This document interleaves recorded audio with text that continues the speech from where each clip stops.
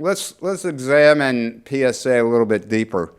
PSA is not owned by urologists. 90% of PSAs in the United States are ordered by family practice doctors, by the way. So if we're going to educate people about PSA, who are we going to educate? Family practice doctors. Here's what we do to them. We have PSA cutoffs of 2.5, PSA velocity, PSA density, age-specific PSA, percent pre-PSA, complex PSA. We have 5. We have PCA3, we have select MDX, we have 4K. And what do? They go, help! We're confusing the heck out of them. They've got enough things to worry about. They're standing here, which way to go?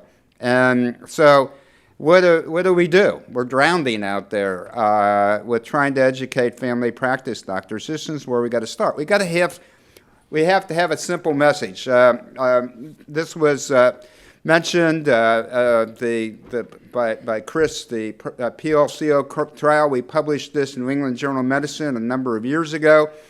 I presented this at the plenary session at ASCO about 3 years later, and we looked at the data, and in the PLCO trial, if your PSA was less than 1 in the trial, your chance of having an elevated PSA in the next 5 to 10 years was very small. So that's a good starting point to work with, but the problem is there's a lot of people that have PSAs above that don't.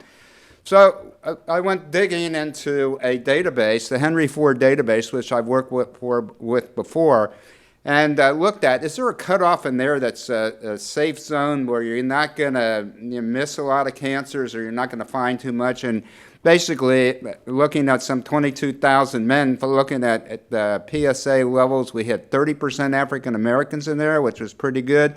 What we found out was that if your PSA was less than 1.5, your chance of being diagnosed with prostate cancer, a significant prostate cancer in the next 5 years was 0.5%. However, above that, what we see is it went from almost 8% to 10% in African Americans being diagnosed. So the danger zone is 1.5 to 4. Look at the ROC curve. If this was a test out there, it would get a pretty good rating, having an ROC curve of 0.87. Not bad. And so we have a test that's great. PSA is a wonderful test. We're going to talk about it on this meeting. You throw the net out. You want the little fish to get out. You want to catch the big fish. And that's what it's all about right now and the steps that we take. I want to talk about that. PSA greater than 1.5 is a men's health issue. Dr. Shea should worry about that. Why? Also, we'll talk about BPH, prostate cancer, long-term risk. Doesn't mean if you have a PSA of 1.5 or above, you should biopsy everybody, but it is an area where a deeper dive is indicated. All right, first, you can't win arguments when you get a whole bunch of people together talking about PSA screening. You got to have a cutoff of this. You got to have an age. You got to have this. You got to have that. And, it's not going to fly with family practice doctors. One of the first things you hear is, oh, you're going to be screening and evaluating too many men. We looked at our 400,000 PSA tests, and 73% of those that were done were less than 1.5. So you can throw out 3/4 of the men and focus on a fourth of them that need further evaluation, and it doesn't mean they have prostate cancer. They might have BPH. This was a publication that I did a few years ago in Journal of Urology. Klaus Werburn did the same thing from MTOPS. It shows as your PSA increases, so does your prostate volume. So there's a relationship. Prostate volume, size equals symptomatology most of the time. But then you get in the group of people, I got a 200-gram prostate, had no symptoms at all. Wonderful, but I have 100 more that do. Nothing's perfect, but it is a surrogate for BPH, and it's something you want to look at for men's health. The other thing I like, that I hear about is informed decision. And we hear that a lot. Well, you got to get informed decision. It doesn't work. If you spend enough time informed decision with family practice, you're wasting time about talking about overweight, diabetes, hypertension, things like that. When you go to your family practice doctor, Dr. Shea, does he get your permission to check your blood pressure, your lipids, your electrolytes, your weight? No. When do they get permission to do all that stuff? When something's wrong. Why isn't PSA any different? When you have something wrong is when you should do it. And so that's what I think we should do. The informed decision doesn't work, and I can spend 10 minutes showing you different publications. This is one, or there's another one that it doesn't work. Yeah, if you want to spend enough time and effort on it, and there's all these things you can do. All right, this is an informed decision done on other things like breast cancer, colorectal, and so forth. Doesn't work so well, and that's not used that much.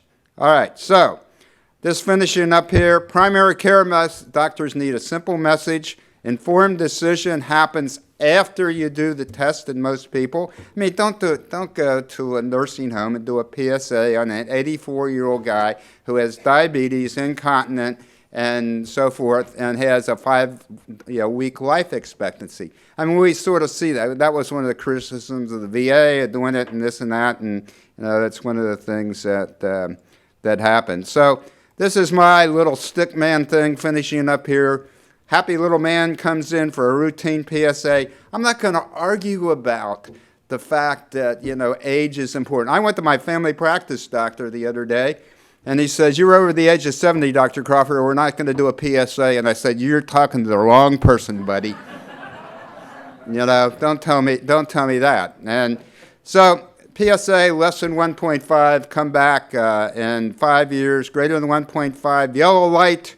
Consider referral to urologist, but you don't have to. The family practice doctor can do an AUA symptom score, one of these weird things called a rectal exam to see what the size of the prostate is. Things like that. These are all things that help. Consider referral to urologist. These are just some of the markers. There's a lot of markers out there you can use. I use a lot of Select MDX. There's 4K out there. There's 5. Low risk, come back in a year or two. High risk, you go to the next step. What happens when you go to your family practice doctor and your blood sugar's elevated? What do? Start you on insulin, metformin? Now metformin should be taken, as of the news today, for COVID long-term morbidity and follow-up. But anyway, so what happens is they do another test. Your blood sugar's elevated, what do? An A1C hemoglobin, right? You have an abnormal EKG. They don't ship you off for a bypass. They do another test. They squirt your vessels. So if you have an abnormal PSA, let's do another test. Let's do one of those molecular tests that are positive. Then you can do trust biopsies or things like that. We don't have time to argue about MRIs and everything else out there. So if you have a 51-year-old guy with a PSA of 2.2, what would you do? Repeat in 3 months, multiparametric MRI, biopsies, or molecular markers? I hope you say molecular markers.